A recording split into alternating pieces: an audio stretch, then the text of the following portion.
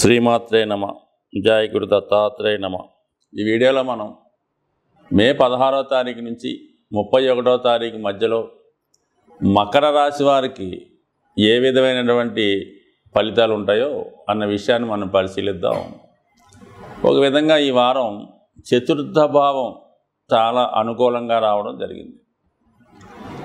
ఈ మకర రాశి వారికి శని భగవానుడు రాశ్యాధిపతిగా శుభగ్రహం అయినప్పుడు కూడా బుధ శుక్రులు అంటే శుక్రుడు ఈ రాశి వారికి యోగకారకుడు, బుధుడు భాగ్యాధిపతి. ఈ రెండే జాతకుడి యొక్క అదృష్టాన్ని, సుఖాన్ని, సౌఖ్యాన్ని, వివాహ జీవితాన్ని నిర్దేశిస్తూ ఉంటాయి. అటువంటి రెండు శుభగ్రహాలు చతుర్థ భావంలో కలయడం జరిగింది ఈ పక్ష ప్రారంభంలో. అది కొద్ది రోజులు అయినప్పుడు కూడా మరి ఈ 4వ స్థానంలో అన్నది, ఈ 4వ స్థానం ముఖ్యంగా సుఖస్థానం. అంటే మనిషి ఆనందంగా సంతోషంగా ఉండాలంటే 4వ స్థానం అనుకూలంగా ఉండాలి. అలాగే మాతృస్థానం, అలాగే విద్యాస్థానం. సో ఈ కారణాల వల్ల ఎవరైతే ఉన్నత విద్య అభ్యసిద్దాం అనుకున్నారో వాళ్ళకి అనుకూలంగా ఉంటుంది. గృహంలో ఒక అనుకూలమైనటువంటి వాతావరణం, సంతోషంగా హ్యాపీగా ఉండాలనుకోవడం, ముఖ్యంగా మనసులో లేదా హృదయంలో ఎటువంటి కల్మషం లేకుండా ప్రశాంతంగా హాయిగా ఉండే కుటుంబ వాతావరణం, గృహ వాతావరణం ఏర్పడుతుంటుంది. సో ఆ కారణం వల్ల జాతకుడు ఎక్కువగా గృహంలో ఉండడానికి ప్రయత్నం చేస్తూ ఉంటాడు. సౌకర్యవంతంగా ఉంటుంది, వాహన లాభం ఏర్పడుతుంది.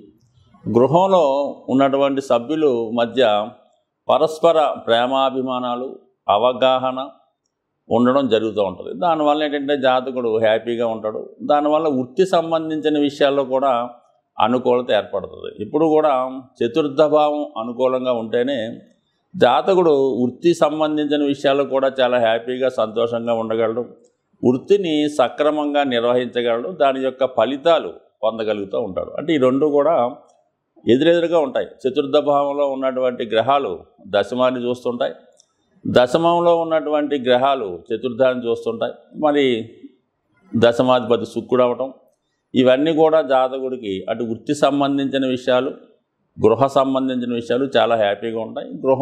గృహంలో మరి ప్రస్తుతం ఉన్నటువంటి పరిస్థితుల్లో కొద్ది ఆధునిక వసతులు ఏర్పాటు చేసుకోవడం, అలాగే గృహ ఉపకరణానికి ఏదో ఫర్నిచర్ కానీ ఎయిర్ కండిషన్ లాంటి కొన్ని సౌకర్యాలు మెరుగుపరుచుకునే ప్రయత్నం చేస్తారు. ఇది కొంతవరకు హ్యాపీ. ఇదే రాశిలో ఉన్నటువంటి స్త్రీలకు కూడా మనసు ప్రశాంతంగా ఉంటుంది. ఎటువంటి ఆవేదన, ఆందోళన లేకుండా పూర్తిగా సంపూర్ణంగా వారి యొక్క ప్రేమ అనురాగాలు కానీ మనశ్శాంతిగా హ్యాపీగా ఉంటారు. ఇది వరకు ఓకే. ఇంకా 5వ స్థానం కూడా కొంతవరకు గురు రవిల కలయిక. ఒకడు సంతాన కారకుడు, ఒక విధంగా రవి కూడా సహజ పంచమాధిపతిగా పంచమ స్థానంలో ఉండడం. ఈ సంవత్సరం మరి ఈ మకర రాశిలో ఎవరైతే కొత్తగా వివాహమైన వాళ్ళు కానీ చాలా కాలంగా సంతానం కొరకు ఎదురు చూస్తున్న వారికి ఈ నెలలో అంటే మరి రవి కూడా అక్కడ కలియడం, గురువుతో కలిసి ఉండడం, అంటే సహజ పంచమాధిపతి, సహజ భాగ్యాధిపతి పంచమ స్థాన సంచారగతులై ఉండడం వల్ల మరి ఎవరైతే మరి సంతానం కొరకు ఎదురు చూస్తున్నారో వాళ్ళు ఈ నెలలో మరి సంతానం కోసం ప్రయత్నం చేయడం వల్ల కంపల్సరిగా మరి మీకు మరి ఈ శుభవార్త, సంతానం విషయంలో శుభవార్త వినడం, అలాగే ఆల్రెడీ సంతానం ఉన్నవాళ్ళు వాళ్ళ పిల్లల విషయంలో మరి సంతోషకరమైన వార్తలు వినడం. అంటే వాళ్ళకి సంతానానికి సంతానం కలగడం కానీ, వాళ్ళకి ఉద్యోగ అభివృద్ధి కానీ, విద్యా ఏదో ఒక ఉన్నత స్థితి మీ సంతానం విషయంలో మీకు కలిగే అవకాశం ఉంది. ఈ విధంగా అటు కేంద్రంలో 2 శుభగ్రహాలు, కోణంలో గురుగ్రహం జాతకుడిని కంపల్సరిగా మరి ఈ పక్షమంతా కూడా మంచి ఫలితాన్ని ఇవ్వడం జరుగుతూ ఉంటుంది.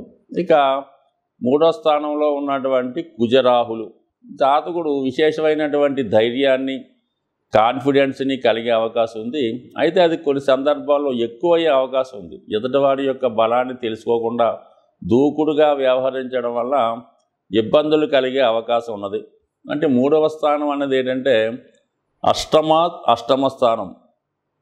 అష్టమం అన్నది ఆయుష్ స్థానం, ఆకస్మికంగా జరిగే సంఘటనలకు కారణమవుతుంటుంది. అక్కడి నుంచి అష్టమం నుంచి అష్టమం 3వ భావం కాబట్టి మరి అందులో పాపగ్రహాలు ఉన్నప్పుడు జాతకాన్ని ధైర్యాన్ని ఇస్తే మరి కుజరాహులు కలయిక ఉండడం వల్ల మరి వాహనాలు వేగంగా నడుపుతున్న వాళ్ళు, అలాగే ప్రమాదకరమైన వృత్తుల్లో ఉన్నవాళ్ళు జాగ్రత్తగా వ్యవహరించడం మంచిది. అలాగే ఎటువంటి వివాదాలకు కానీ సంబంధం లేని విషయాలకు కలగజేసుకోకుండా సాధ్యమైనంత వరకు సామరస్య ధోరణిలోనే వ్యవహరించాలన్నమాట.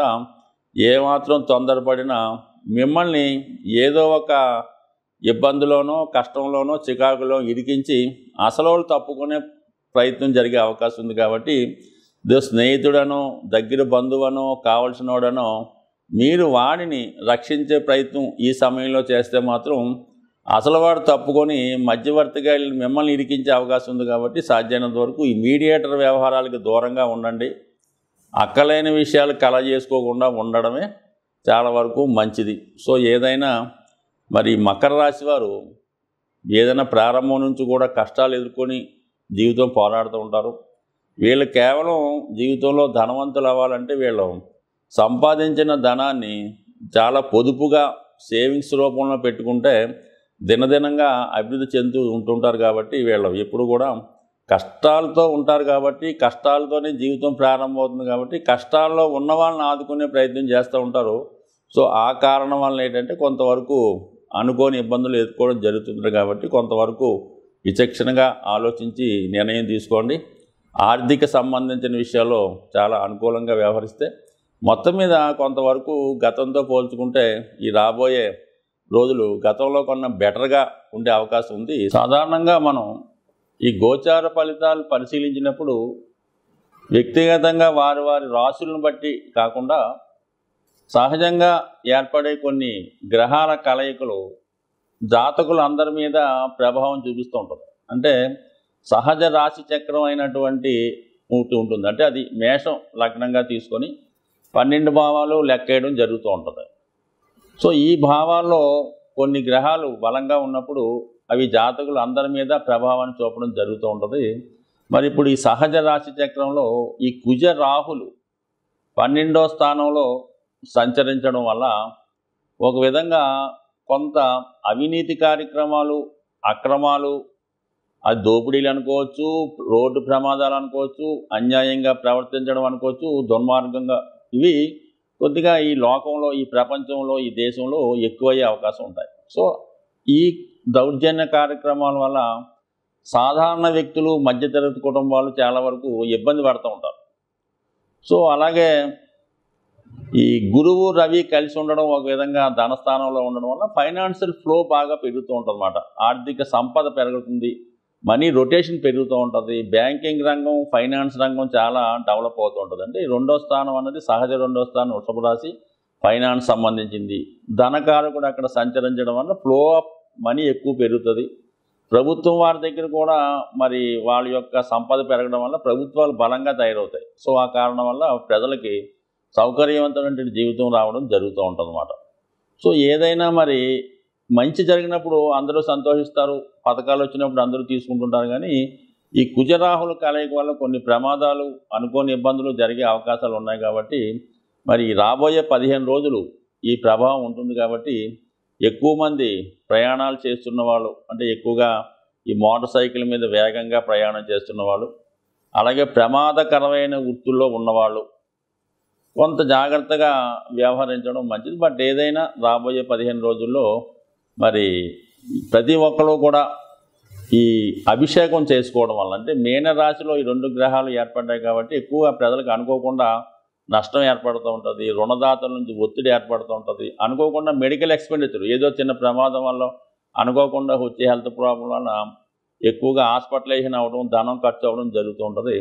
అంటే ఈ ధనం ఖర్చు అవ్వడం కంటే మనకి ఎక్కువ మోసం రూపంలో పోతుంటుంది. ఏదో చిన్న హెల్త్ ప్రాబ్లం ఉంటుంది, దాన్ని ఏదో పెద్దగా చెప్పి ఒక 1000 రూపాయలతో పోయేదానికి ఒక 10,000, 1,00,000 రూపాయలు కూడా ఖర్చు పెట్టించవచ్చు. ఇటువంటి వాటి నుంచి తప్పించుకునే ప్రయత్నంలో మరి ఎక్కువగా ఈ రాహువుకి కుజుడు జలతత్వంలో కలిసి ఉండడం వల్ల మీరు లక్ష్మీ నరసింహస్వామి దేవస్థానం మనకి యాదగిరి గుట్ట, అలాగే మంగళగిరి, మరి అలాగే సింహాచలం వంటి ఈ లక్ష్మీ నరసింహస్వామి దేవస్థానంలో లోకల్గా ఉన్నటువంటి టెంపుల్ ఏమన్నా ఉంటే అటువంటి టెంపుల్లో విధి విధానంగా మరి స్వామికి పానకంతో అభిషేకం చేయడం వల్ల కానీ, లేదంటే పానకం నైవేద్యంగా పెట్టడం వల్ల, ఇవన్నీ కుదరని వాళ్ళు ఇంటి దగ్గరే మరి లక్ష్మీ నరసింహస్వామికి పానకాన్ని నైవేద్యంగా పెట్టడం వల్ల ఇటువంటి విపత్తుల నుంచి తప్పుకునే అవకాశం ఉంటుంది. స్వస్తి.